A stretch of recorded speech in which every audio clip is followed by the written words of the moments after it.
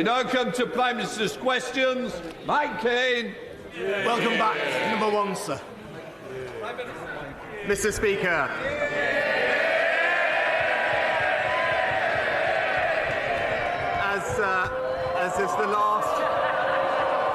As the last Prime Minister's question before recess, I know the whole House will want to join me in wishing you and all the House staff a very Merry Christmas and a Happy New Year. And I know members will also want to join me in sending our warmest wishes to our armed forces, both at home and stationed overseas, and our emergency services and all those who will be working over Christmas too. And finally, I know everyone will want to join me in wishing Mark Drakeford all the best as he moves on from his many, many years of devoted public service. Mr. Speaker, this morning I had meetings with ministerial colleagues and others. In addition to my duties in this House, I shall have further such meetings later today. Can I concur with the comments of the Prime Minister about our armed forces, Christmas and Mark Drakeford? My constituent, Mr. Speaker, Fred Bates, is 74, he has liver cancer and he's a victim of the contaminated blood products scandal. The Prime Minister had a chance to do right by Fred last week, but failed to do so and lost the vote in this House.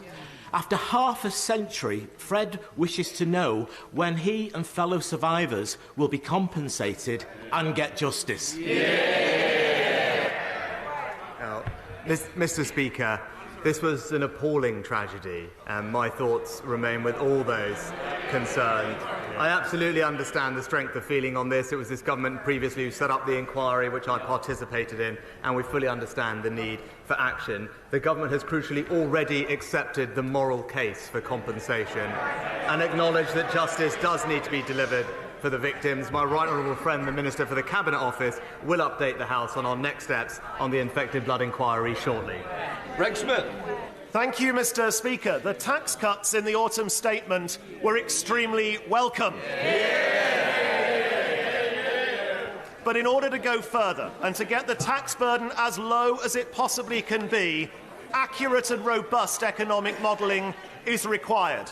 The Office of Budget Responsibility have been habitually wrong, and we had the spectacle last week of the head of the OBR saying that his latest forecast might be 30 billion out. So will my right honourable friend commit to finding a better system of financial modelling so we can get taxes lower? Well, Mr. Speaker, as my honourable friend knows, the OBR has brought greater transparency and independence to the forecasting on which government policy is based. But he's right, and it is required to produce an assessment of its accuracy of its fiscal and economic forecasts at least once a year. But crucially, as he acknowledged, thanks to our management of the economy, the fact that we have halved inflation, controlled borrowing, we now have delivered the largest tax cuts in a generation, Mr. Speaker, and they will benefit families up and down the country from January. Welcome the Leader of the Opposition, Keir Starmer. Thank you, Mr. Speaker. Yesterday we heard of the tragic death of a young man on the Bibby Stockholm. I know the whole House will want to send our deepest condolences to his family and friends. We must never let this happen again. I would also like to mark the retirement of my colleague and friend, Mark Drakeford, the First Minister of Wales. Mark committed his life to public service and lives his values every day. Quietly and patiently, Mark has been a titan of Labour and Welsh politics, and we thank him for his service and wish him well. Mr. Speaker, Christmas is a time of peace on earth and goodwill to all. Has anyone told the Tory party?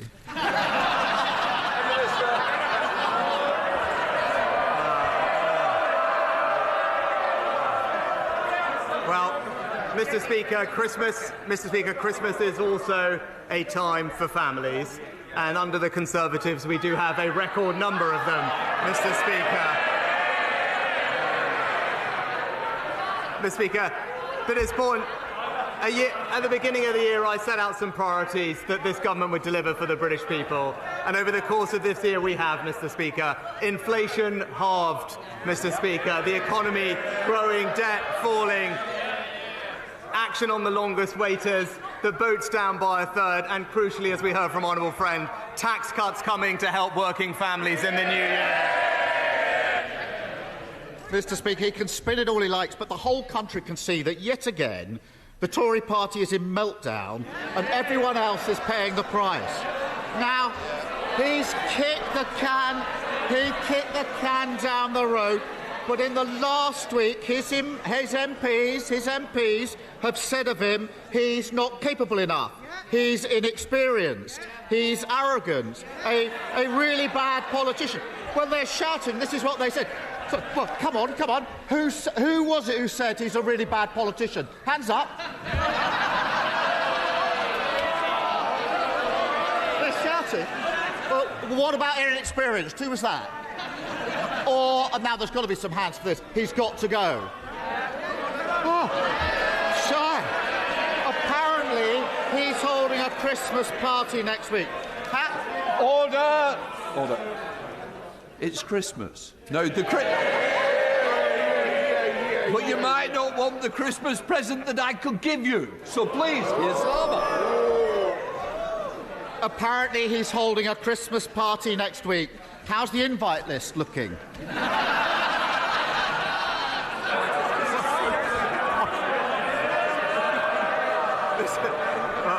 Mr. Speaker, I thank the honourable gentleman for all the comments. What I would say to him, he should hear what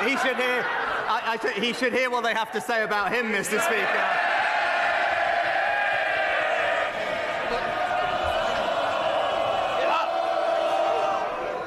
Right. Do you want to be the first one? Because it is Christmas and I'm going to hear it. My constituents are going to have a Christmas like everyone else. They want to know how their Christmas is going to be affected. So I want less of it from all sides. Keir Starmer. They've obviously found the donkey for their nativity. The search of three wise men may take a little longer. But while they fight amongst themselves, there's a country out here that isn't being governed, where more than 100,000 people are paying hundreds more a month on their mortgages, energy bills going back up in January, the economy shrinking again, NHS waiting lists an all-time high. Doesn't he think the government would be better off fixing the messes they've already made rather than scrambling to create new ones? Mr. Speaker, he talks about governing and spent the first two questions talking about political tittle-tattle, Mr. Speaker. What a joke. Well, let's get on to the substance, Mr. Speaker. Let's get on to the substance. He mentioned the things. What is the news that we've just heard in the last week? Well, what's the most important thing? The most important thing is education, Mr. Speaker, because that's how we spread opportunity in our country. And what have we learned? Where are the schools performing best in the United Kingdom? In England, Mr. Speaker, thanks to the reforms of this Conservative government, rising up the league tables, giving our kids the start they need. And where are they plummeting down? In Labour-run Wales. He talks about children. Nearly 140,000 children are going to be homeless this Christmas. That is more than ever before. That's a shocking state of affairs, and it should shame this government. Instead of more social housing, house building is set to collapse. Instead of banning no-fault evictions, thousands of families are at risk of homelessness. Rather than indulging his backbenchers swanning around in their factions and their star chambers, pretending to be members of the mafia, when's he going to get a grip and focus on the country? Mr. Speaker, let's just look at the facts. Let's look at the facts, actually, because rough sleeping in this country is down by 35%, Mr. Speaker, since its peak, thanks to the efforts of this government. There are hundreds of thousands of fewer children in poverty today, thanks to this government, Mr. Speaker. And when it comes to home building, again, what are you doing? We just had the data this last week. In the last year, an almost record number of new homes delivered, Mr. Speaker, more than in any year of the last Labour government. 140,000 children homeless this Christmas, and he's utterly tone deaf. And the rise in homelessness shows how these Tory crises merge and grow and damage the country. Families like the Bradys in Wiltshire, both parents working full-time, with two young children, forced out of their home of 15 years by a no-fault eviction, now living in their van.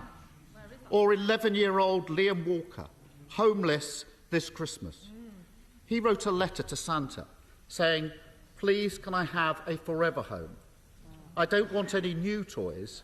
I just want all my old toys out of storage. I just want us to be happy again. Is there anything that could shame this government into putting the country first? Then it's surely this little boy. Mr. Speaker, if he really cared about building homes... No. If he really cared about building homes, when there was an opportunity in this House, Mr. Speaker, in this House, to back our plans to reform defective EU laws, to unlock 100,000 new homes, Mr. Speaker, what did he do? What did he do? He went in front of the cameras and said one thing and came in here and blocked it. Typical shameless opportunism. Thank you, Mr. Speaker. He hasn't finished. As the world's... One more. Mr. Speaker, is that really his Christmas message to Liam? Cocooned in his party management breakfast. He just can't see the... Order. Mr. Cleverly, please. It's Christmas. I want a little bit of silence. And I'm going to get it one way or another. And that goes to each side. Keir Starmer.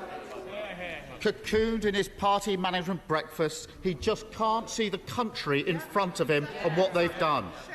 I'll finish by thanking hard-working families across Britain who kept our country going. It's been an impossibly difficult year for so many. I want to pay special tribute to our key workers, particularly those in the emergency services and those serving abroad in our forces, who, even at this time of year, are doing the vital work of protecting their country. I wish everyone, including the members opposite, a very happy and peaceful New Year.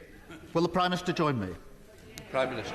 I think, Mr. Speaker, he missed that I paid tribute to our emergency workers at the beginning of the session, Mr. Speaker. But let's see, no, because I think it is important, because he talked about working families. Of course, Mr. Speaker, I want to make sure that we support working families, and that's what we're actually delivering, Mr. Speaker, because all he has to offer them is borrowing £28 billion a year, which all it will do is push up their mortgage rates and push up their taxes. Meanwhile, what have we done? Delivered tax cuts for millions of working families, boosted the national living wage, Mr. Speaker, recruited 50,000 more nurses, 20,000 more police officers, improved our schools. We've cut the cost of net zero for those working families. We've cut the boat crossings by a third and we've halved inflation. And that's the difference, Mr. Speaker. We're getting on and delivering for working Britain.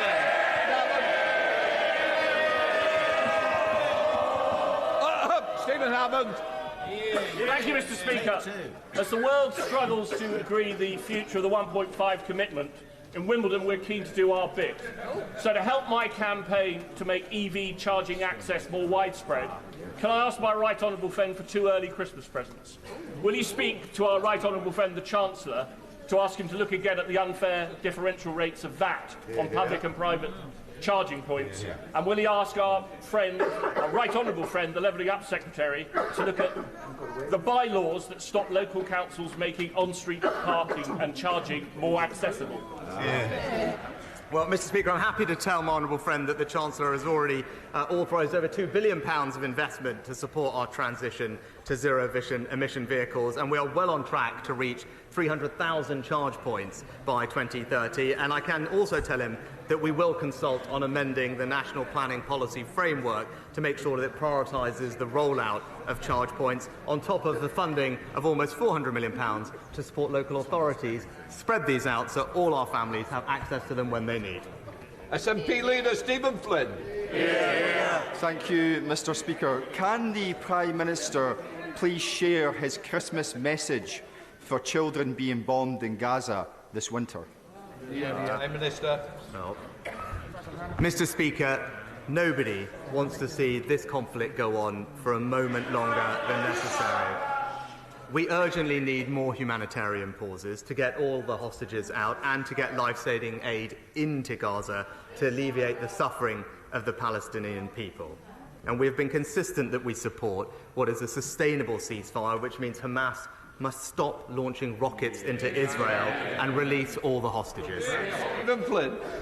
Mr. Speaker, if the current actions of the Israeli government continue, then it is estimated that almost 1,400 more children will die between now and Christmas Day. Now, in the United Nations last night, our friends and allies in France, in Ireland, in Canada, in Spain and in Australia, they joined with 148 other nations to vote with courage, care and compassion for a ceasefire. The UK, they shamefully abstained. How can the Prime Minister possibly explain why 153 nations are wrong, yet Westminster is right? Mr. Speaker, as I've said consistently, we're deeply concerned about the devastating impact of the fighting in Gaza on the civilian population. Too many people have lost their lives already, and this is something that we've stressed, and I've stressed personally to Prime Minister Netanyahu just last week. What we are doing practically is to get more aid into Gaza, Mr. Speaker. The Foreign Secretary is appointing a UK humanitarian coordinator, and in my conversations last week with Prime Minister Netanyahu, I pressed him on opening up the Kerem Shalom crossing so that more aid can flow in, and we're actively exploring the opportunity for maritime corridors, something that the UK is well placed to lead, and I can give him my assurance that we will work night and day to get more aid to those who desperately need it. Dr. Neil Hudson. Thank you, Mr. Speaker. We expect our young folk to remain in educational training until they are 18, but many lack transport to get there. With the amazing head teacher of Alston Moor Federation, Jill Jackson, I secured funding from the Council to get her students to college and pressed the Council for a £500,000 bursary scheme to extend youth travel more widely. But we shouldn't have to do this. To secure equality of opportunity and true levelling up, will the Prime Minister look to mandate and support councils to provide post-16 transport so all our young people in towns, cities and rural areas can reach their next stage in life? My honourable friend and the head teacher of Alston Moor Federation, Jill Jackson, have done a fantastic job in securing more funding, and I wish her well also, I believe, on her upcoming retirement. As he knows, our school travel policy ensures that no child is prevented from accessing education by a lack of transport. Not only do we have home-to-school travel policies, but the 16 to 19 bursary fund can be used to support young people with transport costs, and more generally we're taking action to keep bus fares capped at £2, Mr. Speaker, but I'll happily make sure that my honourable friend gets a meeting with the relevant minister to discuss his proposals further. Donaldson. Mr. Speaker, the Prime Minister will be aware of unionist concerns about the need to remove the Irish sea border created by the protocol, and that disrupts the UK's internal market. Will the Prime Minister bring forward legislation to amend the UK Internal Market Act and both guarantee and future-proof Northern Ireland's unfettered access to the UK's internal market in all scenarios? Can I thank my right honourable friend? I recognise the need to do more in this area, and I can confirm to him that the government does stand ready to legislate to protect Northern Ireland's integral place in the United Kingdom and the UK internal market, alongside an agreement to restore the executive. We can do this at pace, and I know my right honourable friend and his colleagues are working hard to achieve that. Our NHS, our police officers and the most vulnerable in Northern Ireland need devolved government urgently, and I think it's incumbent on all of us to work day and night to help achieve that. Sir Luke Evans. 121 MPs from across the House signed my open letter to supermarkets asking to have a Buy British button online. I'm pleased to announce that last week Morrisons were the first supermarket to implement a Buy British tab.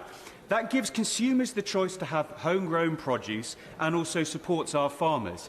So will the Prime Minister join my calls to ask other supermarkets to have the courage to make the change and follow suit?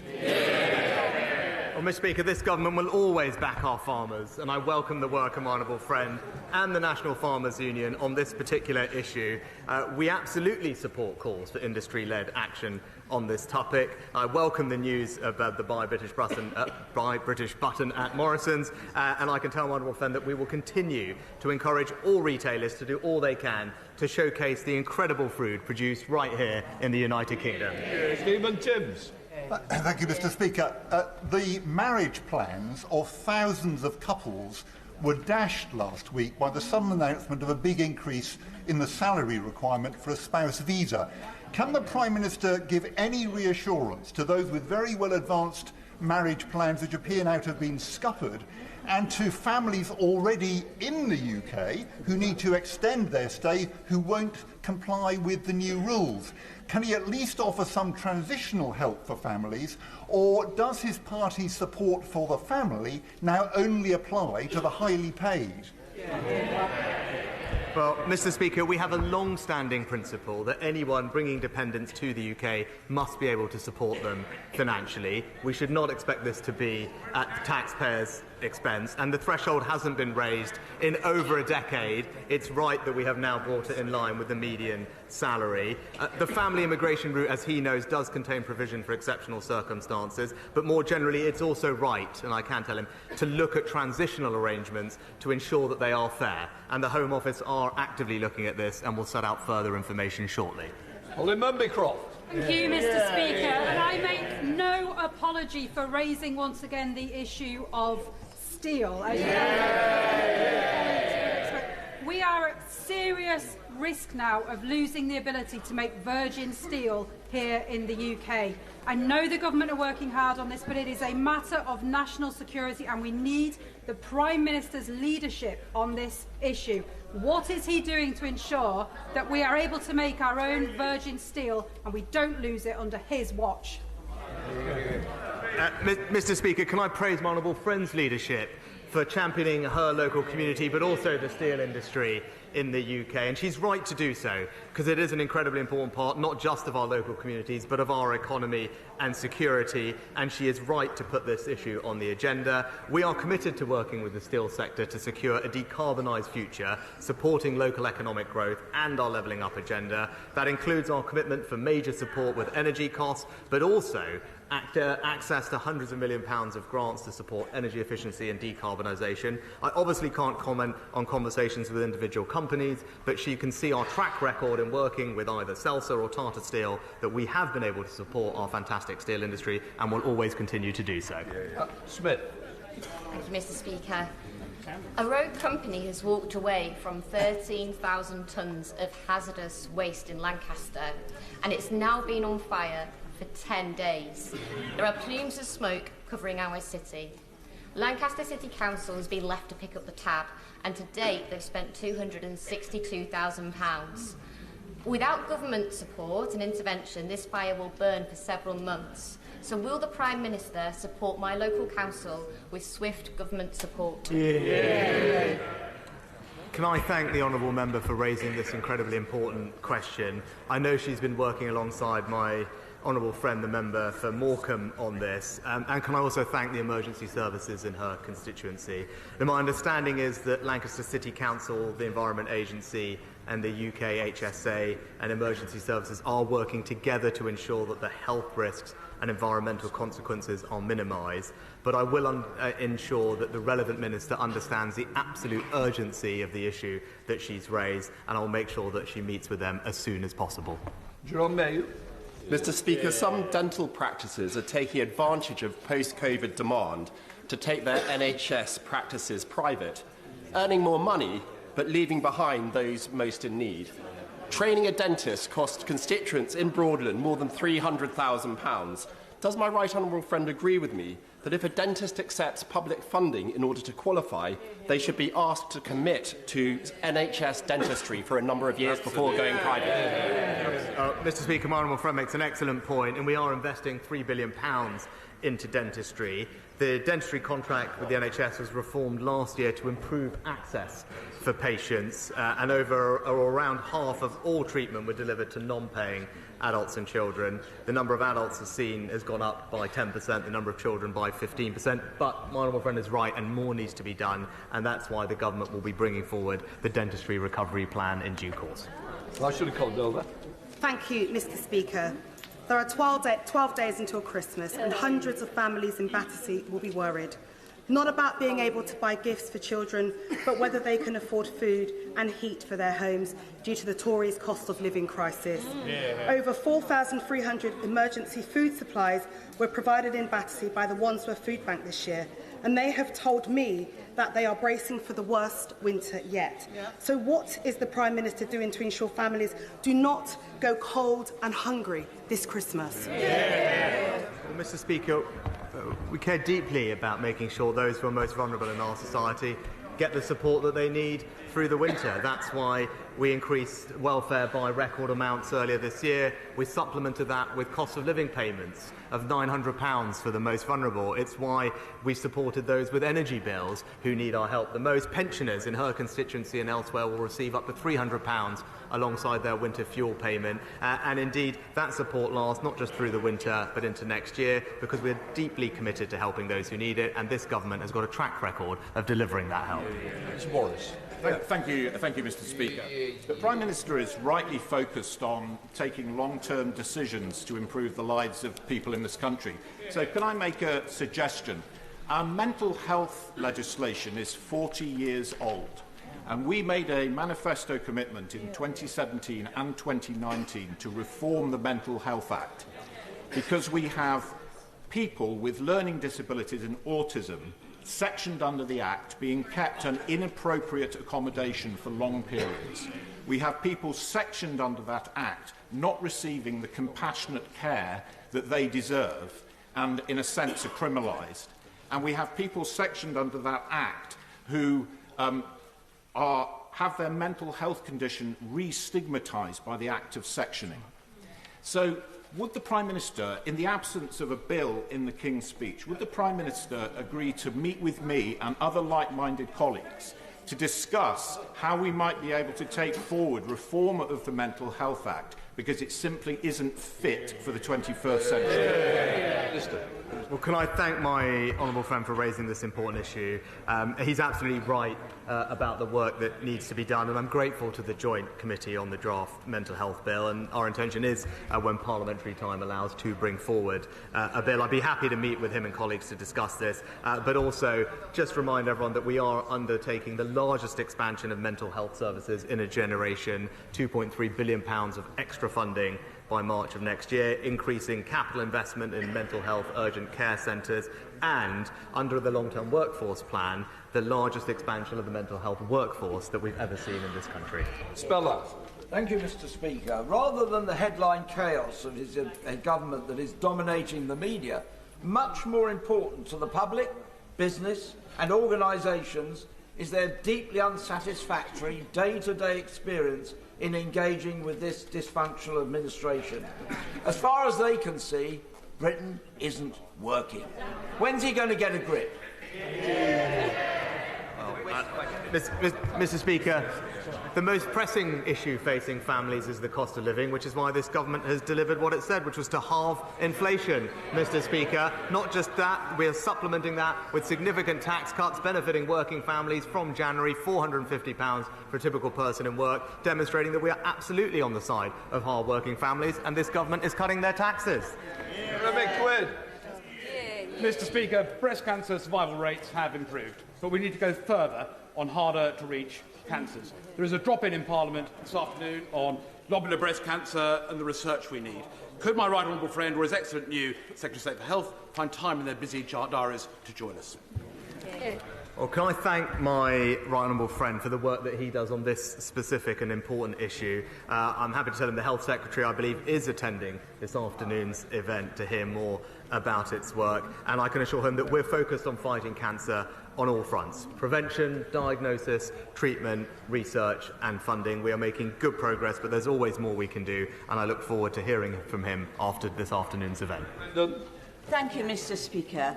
While Home Secretary was in Rwanda signing his new treaty, his department put out a contract to manage small boat arrivals until 2030 at a £700 million cost to the taxpayer.